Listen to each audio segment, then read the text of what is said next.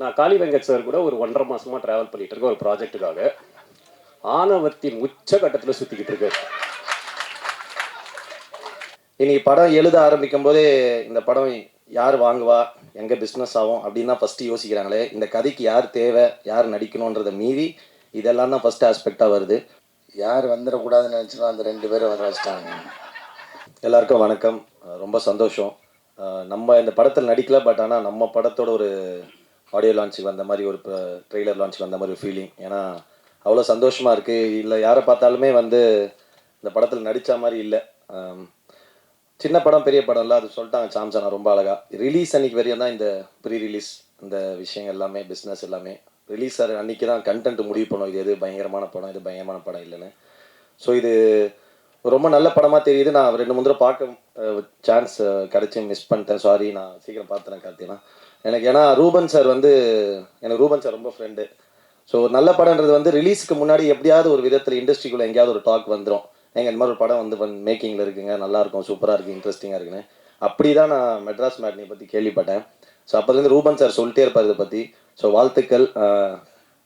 பிரபு sir always, நான் 2 நாள் முன்னாடி கூட பிரபு சாரை மீட் பண்ணும்போது ரொம்ப சிம்பிளாக ஒரு இடத்துல நின்று தான் சொன்னேன். அவன் கூட ஒரு ஃப்ரெண்டு ஒருத்தர் இருந்தாங்க, அவர் யாருன்னே காமன் ஃப்ரெண்டு தெரியல. அதான் சொன்னேன், எங்கள் இவர் எவ்வளோ பேர் உருவாக்கினவர் தெரியுமா, இங்கே நிறைய பெரிய படங்கள் பண்ணவர், நிறைய பெரிய பெரிய படங்களை, சின்ன சின்ன படங்களை சப்போர்ட் பண்ணி பெரிய படங்களை ப்ரொடக்ஷன் பண்ணணும்னு சொன்னேன்.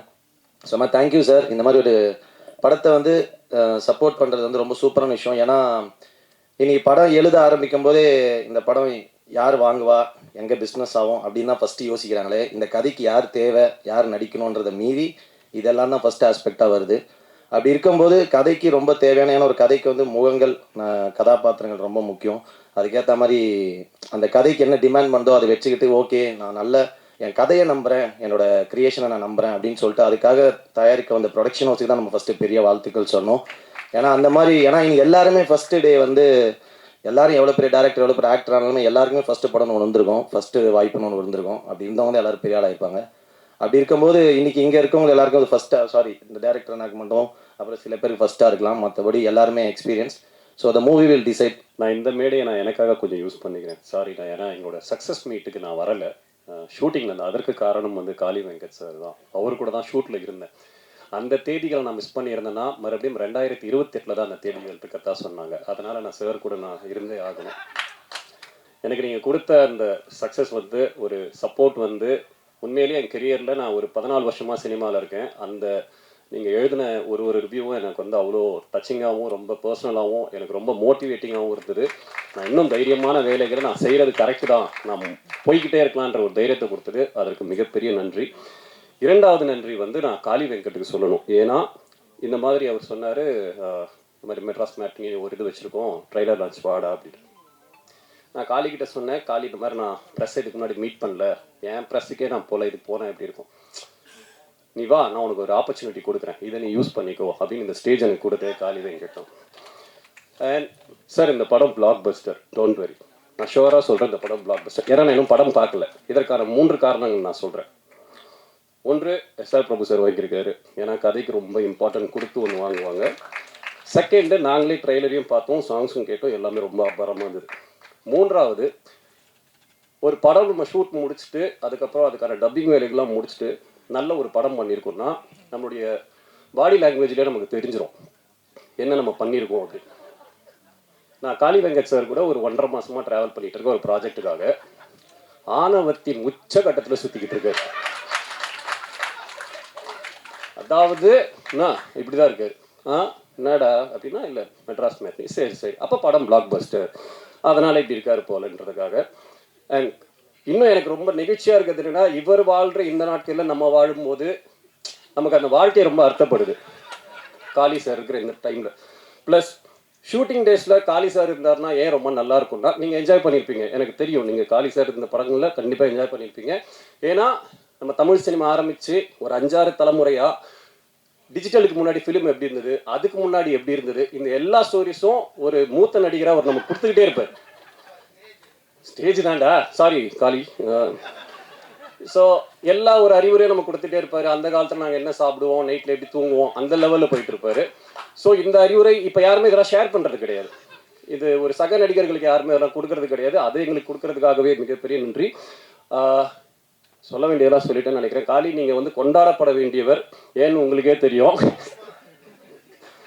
நான் இது மூலமாக ஐநா சபைக்கு ஒரு கோரிக்கை வைக்கிறேன். இந்த வருஷத்துக்கான நோபல் பிரைஸ் காளி வெங்கட் கொடுத்தே ஆகணும். ப்ளீஸ்.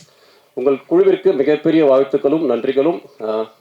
காளி சார், நன்றி சார், ரொம்ப thank you sir. Thank you so much sir. கூப்பிடுவேன் இனிமேல்.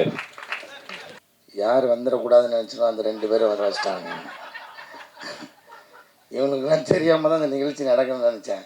அபிஷேக் வேறு எனக்கு சர்ப்ரைஸு. ஏயா இப்படி ஒரு சர்ப்ரைஸாக ஒருத்தர் கொடுப்பான்.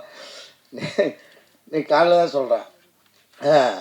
ஒரு சர்ப்ரைஸ் இருக்குது. முக்கியமான 2 செலிப்ரிட்டிஸ் வராங்க, உங்களுக்கு வந்து வாழ்த்து சொல்கிறதுக்கு. ஐயையோ அப்படின்னு இவங்க தான் நினச்சேன். கரெக்டாக அவங்க 2 பேரும் பேரையும் சொல்லிட்டேன் ரொம்ப பெருமையாக. தம்பி, உங்களோட 2 பேர் ஃபோட்டோவும் என்கிட்ட இருக்குது, மறந்துடாதீங்க. அதை உங்களுக்கு அனுப்பிச்சி வச்சுருக்கிறேன். இன்னும் பத்திரமா அதை லைக் போட்டு வர வச்சுருக்கிறேன். எப்போ வேணாலும் மீடியாவில் போஸ்ட் பண்ணிடுவேன், தெரிஞ்சுக்கிங்க. சோசியல் மீடியாவில் அதை மனசில் வச்சுட்டு பேசுங்க. இனிமேல் மேடையில் பேசினேன் என் வயசை பற்றி இல்லாமல் நீங்கள் விமர்சனம் பண்ணுறீங்க, இருக்கட்டும். ஏன்னா ஒரு யதார்த்தமாக ஒரு அப்பா ரோல் கொடுத்தாங்கன்னு வெள்ளடிச்சுன்னு நடித்தா உடனே எனக்கு 60 வயசுன்ற ஒருத்தன் 58 வயசுன்றான். தம்பி, எனக்கு ஒரு வாய்ப்பு கிடைக்காம போயிடும். இல்லை இருக்கு, நான் வெயிட் பண்ணுறேன்.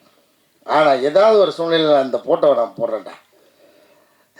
இருந்தாலும் நீங்கள் வந்ததுக்கு ரொம்ப நன்றி 2 பேருக்கும்.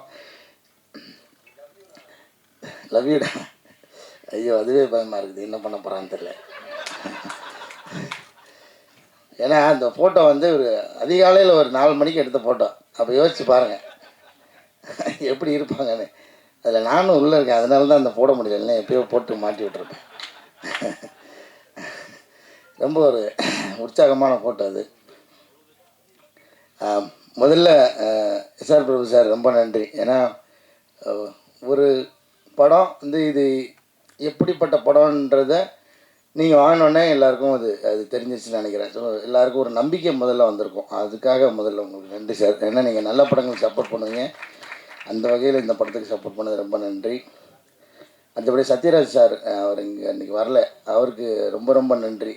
ஏன்னா படம் நாங்கள் ஒரு முடிகிற ஸ்டேஜில் தான் வந்து டைரக்டர் வந்து அப்ரோச் பண்ணார். எந்த தயக்கமும் இல்லாமல் படத்தில் கொஞ்சம் எடுத்த வரைக்கும் போட்டு காமிச்சு அவர் பார்த்துட்டு அவர் பிடிச்சி இது நடித்தது ரொம்ப ரொம்ப சந்தோஷம். ரொம்ப நன்றி சார் இந்த மேடையில் உங்களுக்கு.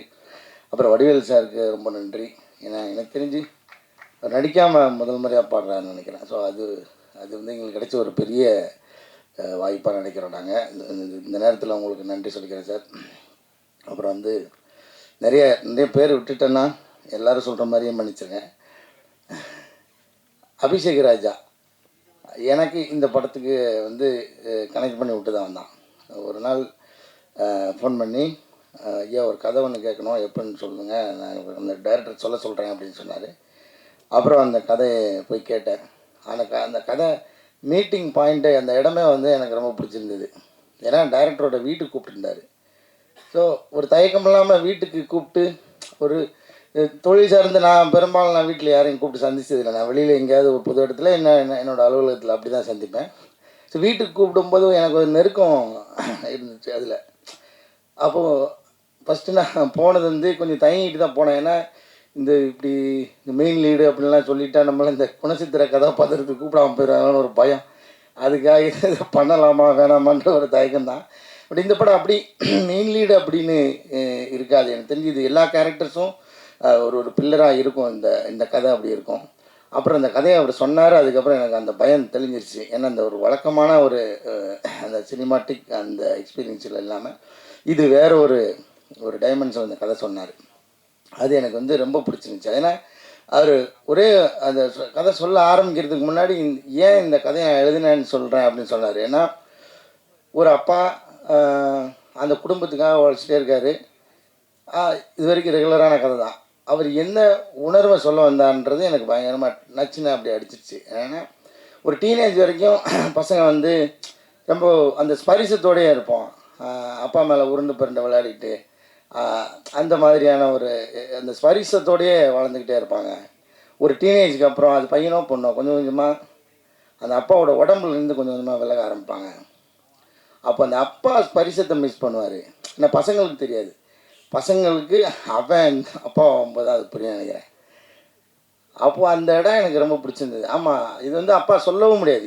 எங்கன்னா இது வந்து அண்ணே நான் எப்போவுமே பெரும்பாலும் நேரம் எடுத்துக்க மாட்டேன். இன்றைக்கி ஒரு நாள் என்னை அனுமதிச்சிருக்கேன். கடைசியாக வேறு கூப்பிட்டாங்க. எப்போனா ஒரு ஒரு எப்படி சொல்கிறது, ஒரு ஒரு எலிட் பீப்புள்ஸ் அந்த மாதிரி இருக்கிற மக்களுக்கு வந்து அது ரொம்ப சாதாரணமாக அவங்களுக்கு அந்த ஸ்பரிசம் எப்போயுமே இருக்கு. ஏன்னா அவங்களுக்கு அது ஒரு வேறுபாடாகவே இருக்காது. அப்புறம் இந்த மிடில் கிளாஸில் இருக்கிறவங்களுக்கு வந்து நிச்சயமாக அந்த அந்த டீனேஜ் தாண்ட அவங்க அந்த ஸ்பரிசத்துலேருந்து விலகுவாங்கன்றது நான் அனுபவிச்சிருக்கேன். எங்கள் அப்பா அதுக்கு ஏங்கினதை நான் பார்த்துருக்கேன். ஒரு பாயிண்டில் எங்கள் அப்பா வந்து ஃபேக்காக என் கூட ஃப்ரெண்ட் ஆகிட்டார். ஏன்னா அவருக்கு தெரியும் எல்லாத்தையும் அந்த அந்த வயசு அனுபவத்தை எல்லாத்தையும் இறக்கிட்டு இந்த ஸ்பரிசத்துக்காக என்கிட்ட ஃப்ரெண்ட் ஆகிறார். ஸோ அது இந்த கதையை கேட்டு முடித்தோன்னே எனக்கு அது புரிஞ்சுது. ஏன்னா நான் அவருக்கு என்ன கிட்டத்தட்ட அப்பா ஆகிட்டேன். அதனால எனக்கு அது புரிஞ்சுது. ஐயோ, பிரபஞ்சம் பூங்குன்றலாம் வந்து அப்படி விலகி இருக்கும்போது நமக்கு எப்படி இருக்கும் அப்படின்றது எனக்கு அது ரொம்ப இதாகிடுச்சு.